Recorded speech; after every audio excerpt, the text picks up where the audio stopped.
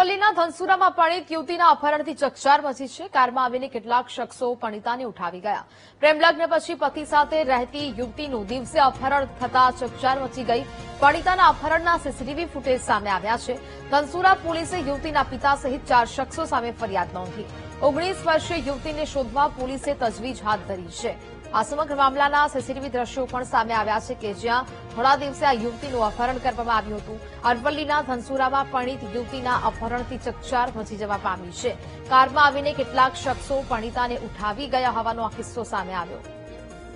સંવાદદાતા Rakesh phone line પર જોડાયા છે। રાકેશ, ધનસુરામાં પરિણીત યુવતીના અપહરણથી ચકચાર મચી છે, શું ઘટના? અરવલ્લીના ધનસુરાના વડા ગામમાં પરિણીત યુવતીનું અપહરણ કરવામાં આવ્યું છે। બ્લેક કલરની કારમાં આવેલા યુવકો દ્વારા આ અપહરણ કરવામાં આવ્યું છે। પ્રેમ લગ્ન બાદ પતિ સાથે રહેતી યુવતીનું આ અપહરણ કરવામાં આવ્યું છે। કિયા સેલ્ટોસ કારમાંથી યુવતીના પિતા સહિત 4 લોકો દ્વારા આ અપહરણ કરવામાં આવ્યું હોવાનું જે યુવક દ્વારા આરોપ લગાવવામાં આવી રહ્યો છે।